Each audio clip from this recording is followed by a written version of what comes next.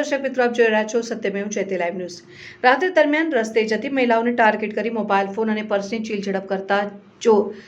ચાર રેડા આરોપીઓને 2 લાખની વધુ કિંમતના મુદ્દામાલ સાથે પકડી પાડતી વડોદરા શહેર ક્રાઇમ બ્રાન્ચ।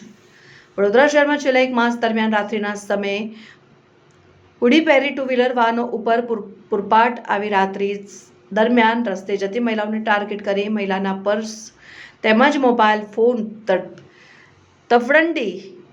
કરવાના બનાવ ગુરવા સમા બાપોદ કપુરાઈ મકરપુરા હરણી અકોટા વિસ્તારમાં થતા હતા।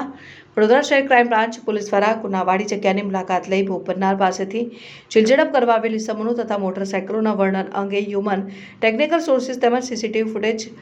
કેમેરા ફૂટેજ આધારિત તપાસ આરંભીને ચીલઝડપ કરવા આવેલ આરોપીઓના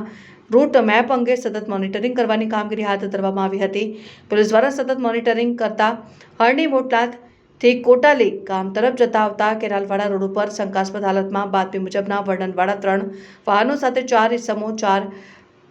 ઇસમો ઉપર શંકાને આધારે વાહનો સાથે રોકી નામઠામ પૂછતા સમીર રમેશભાઈ ઠાકોર, યોગેન્દ્રસિંહ ઉર્ફે ચીકુ, વિઠ્ઠલસિંહ ચાવડા, મિતેશ અશોકભાઈ પરમાર, પ્રતિક મુકેશભાઈ ચૌહાણ મળી આવેલ 4 ઇસમોની ધરપકડ કરવામાં આવી છે અને ક્રાઇમ બ્રાન્ચે કાયદેસરની કાર્યવાહી કરી આગળની તપાસ તજવીજ માટે ઉપરોક્ત ગુરવા અકોટા કપુરાઈ મકરપુરા હરણી બાપોદ પોલીસ સ્ટેશન ખાતે જાણ કરી પકડાયેલ ઇસમોને સોંપવા અંગેની કાર્યવાહી હાથ ધરી છે। જ્યારે ઇસમો તેમજ તેમની પાસેના વાહનોની ઝડપી તપાસ દરમિયાન રેડમી, વિવો, સેમસંગ, ટેકનો કંપનીના 6 મોબાઈલ ફોન અને આજુબાજુની ઝાડીમાં ફેંકેલ લેડીઝ પર્સ નંગ 3 અને બજાજ પલ્સર, હીરો સ્પ્લેન્ડર તેમજ સુઝુકી એક્સપ્રેસ મોપેડ કબજે કર્યો છે।